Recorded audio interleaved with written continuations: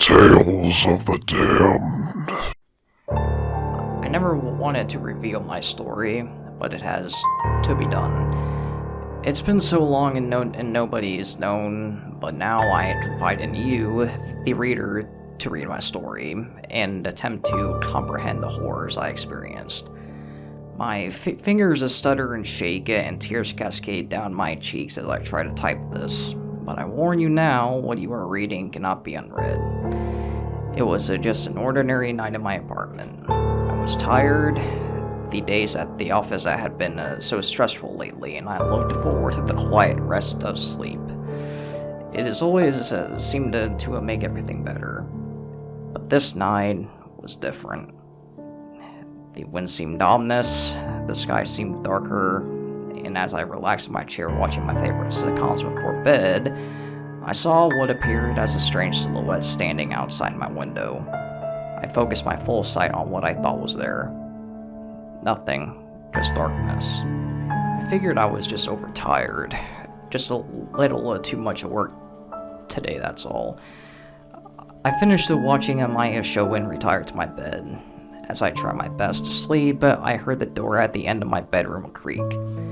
I dismissed it, too tired to get myself worked up over nothing. I then got the sense of something was watching me. I tried to shake it off. I just wanted to sleep. Finally, I heard something breathing heavily and slowly. At first, I thought it was me and that I was just psyching myself out, so I held my breath for a moment. But then I realized it wasn't me.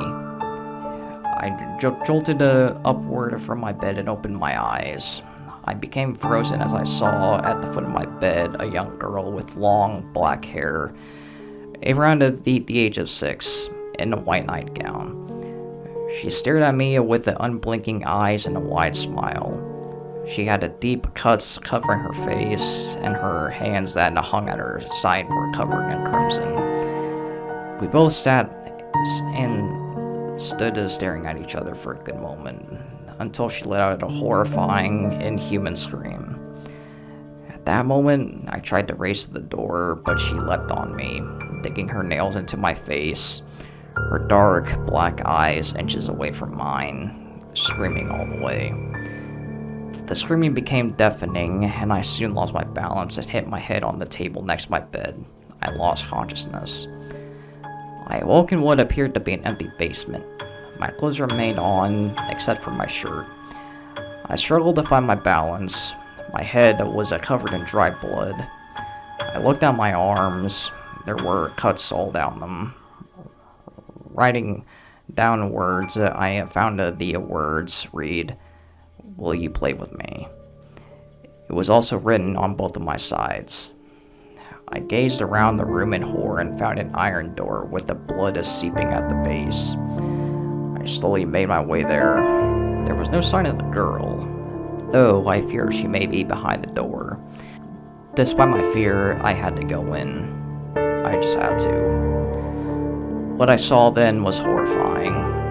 Bodies lay spread across the wide room all the way to the stairwell on the opposite corner.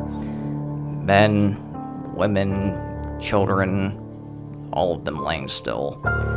Cuts on their arms and legs, similar to mine, once again reading, "Will you play with me?" Except, these victims had something I didn't have. I looked at a nearby woman in horror.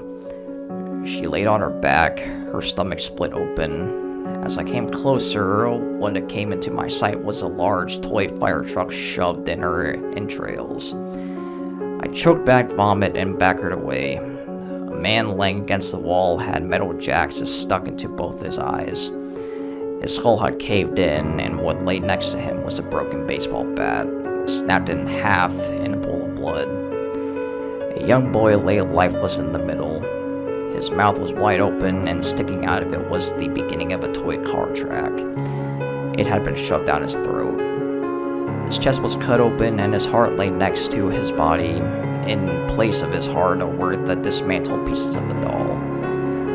I lost control and vomited. I cried for a moment, but then the thought struck me. Where's the girl? I didn't know where she was, of course. I thought about it very briefly before noticing the stairwell that stood at the corner of the room. I started walking towards it, but then I stopped. Something or someone behind me was breathing heavily. I turned around, and there stood the girl. After having stood in the corner and no wait the entire time, I was examining the bodies. She then said in a high voice that pierced my ears with terror, "Will you play with me?" She began screaming again. I turned to run away, but she was on me. Knife-sharp nails driving into my back and my neck. I struggled, and eventually I threw her off me and onto the ground. I ran for the door, but it slammed shut. I banged on it and cursed, blood running down my back. It would not open. She was on me again. I elbowed her face. She drove her nails into my back. I managed to push her off and turn around. As she lunged, I caught her. Her big black eyes inches away from mine. Her nails plunged into my face, her screams deafening my ears. She raised one hand, smiling ear to ear, and her hand plunged down on my eyes. Everything went black. I then woke up in the hospital, bandages covering my body, including both my eyes. A police officer stood in my room, speaking with a doctor. They saw I was awake and smiled. They informed me I was only a survivor of a mass murder, and that the suspect, who was a middle-aged man, had been captured. I told them about the girl. They said no girl was found at the scene. They didn't believe me. They told me I should just rest. 2 weeks passed, and I was cleared to leave.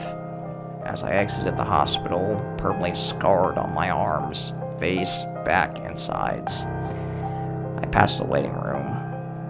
It had some toys lying on the ground. The game jacks, a toy fire truck, a doll, and a toy car track. Sitting with these toys was a small girl with long black hair. She wore a white gown. She looked up at me and smiled widely, and in a voice that pierced every cut on my body, she said, "Will you play with me?"